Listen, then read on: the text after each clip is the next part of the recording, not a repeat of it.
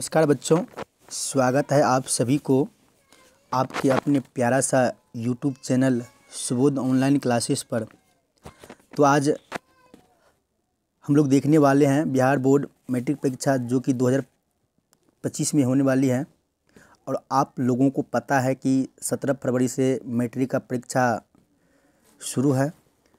तो आइए आज हम लोग 30 इम्पोर्टेंट ऑब्जेक्टिव क्वेश्चन को देखते हैं जो कि साइंस से लाया हूं। अगर आप लोग इस वीडियो को देख लेते हैं शुरू से लेकर अंतिम तक, तो आप विश्वास रखिए इस चैनल पे कि आपके एग्ज़ाम में यहाँ से इस वीडियो के माध्यम से एक भी प्रश्न नहीं छूटने वाले हैं। तो आइए हम लोग आज महाभारत की क्लास में देखते हैं इम्पोर्टेंट क्वेश्चन को जो कि साइंस से लिया गया है। ठीक, तो चलिए समय को बर्बाद न करते हुए वीडियो को आगे करते हैं। इसी तरह आप लोग वीडियो में बने रहें। अगर वीडियो आप लोगों को अच्छा लगे तो वीडियो को लाइक और शेयर ज़रूर कीजिएगा। तो आइए वीडियो को स्टार्ट करते हैं। तो देखिए पहला क्वेश्चन हम लोग देखते हैं और पहला क्वेश्चन लेते हैं। तो चलिए आपका पहला क्वेश्चन है, देखिए ध्यान से। अगर आप लोग भी साइंस पढ़े हैं तो मिलाइए, और कितना सही कर पाते हैं आप लोग कमेंट बॉक्स में ज़रूर लिखिएगा कि सर 30 में इतना लाया हूँ, इतना लाया हूँ। तो चलिए पहला क्वेश्चन है आपका, आपके सामने पहला क्वेश्चन है। एक मिनट रुक जाइए।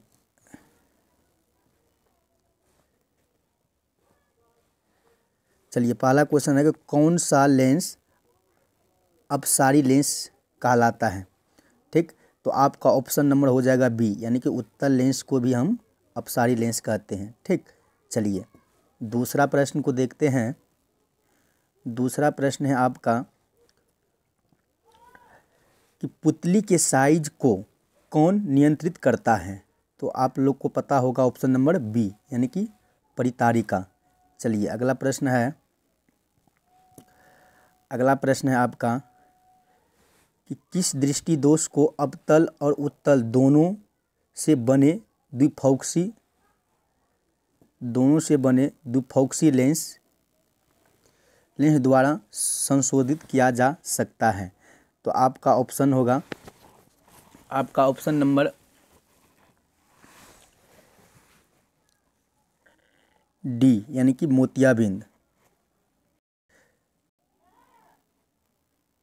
तो चलिए अगला प्रश्न है आपका कि एक प्रयोग में अवतल दर्पण द्वारा किसी बीम का प्रतिबिंब एक पर्दे पर प्राप्त किया जाता है। दर्पण की फोकस दूरी को निर्धारित करने के लिए प्रयोक्ता को मापने की ज़रूरत है। तो किससे मापा जाता है। तो चलिए आपका ऑप्शन नंबर हो जाएगा सी, यानी कि ए और बी, दर्पण तथा पर्दा के बीच की दूरी को और दर्पण तथा बीम के बीच की दूरी को, यानी कि ऑप्शन नंबर सी हो जाएगा। ठीक, चलिए अगला प्रश्न है आपका। अगला प्रश्न है कि शब्दकोश के छोटे अक्षरों को पढ़ने के लिए किस लेंस का उपयोग करना पसंद करेंगे। तो आप लोग को पता होगा, आपका ऑप्शन हो जाएगा ए, तो नहीं होगा। ठीक, चलिए देखते हैं बी ऑप्शन। बी में है आपका, बी भी नहीं होगा। 50 सेंटीमीटर फोकस दूरी का अवतल लेंस, बी भी नहीं होगा। चलिए सी को देख लेते हैं। सी है 50 सेंटीमीटर फोकस दूरी का उत्तल लेंस, और डी है 50 सेंटीमीटर फोकस दूरी का अवतल लेंस।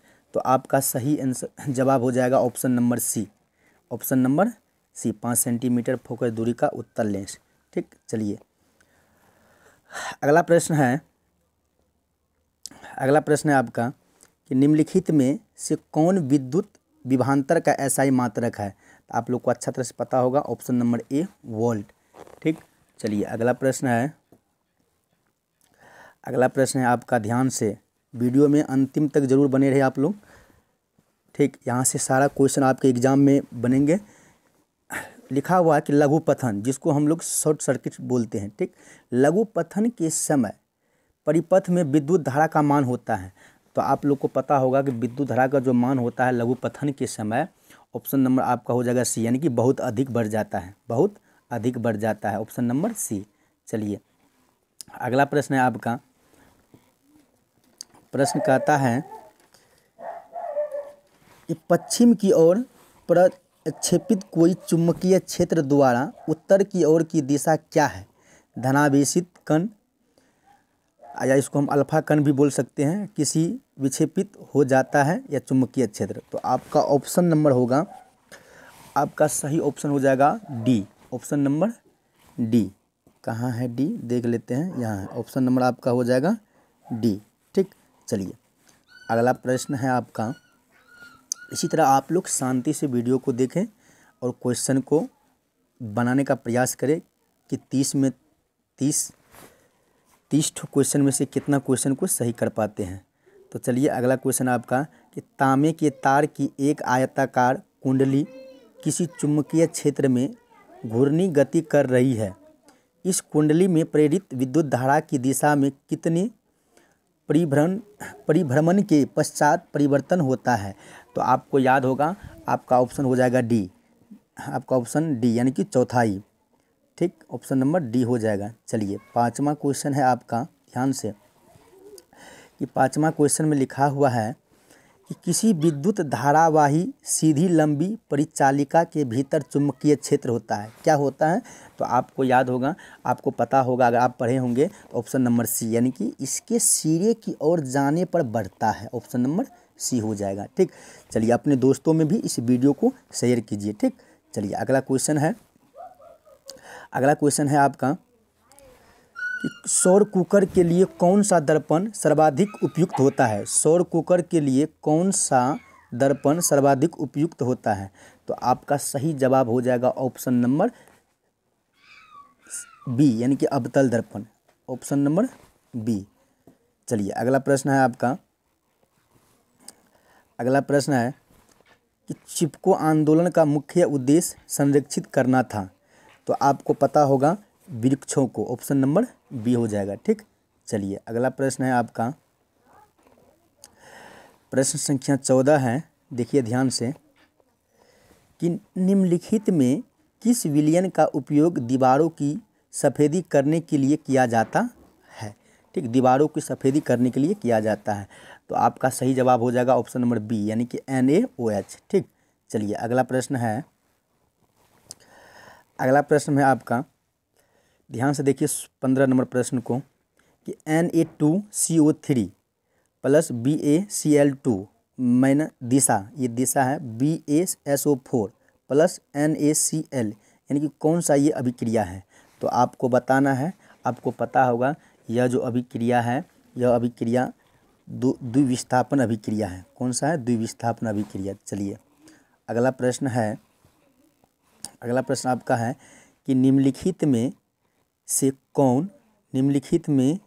कौन सा बुझा हुआ चूना है? तो आपको पता होगा बुझा हुआ चूना का सूत्र क्या होता है।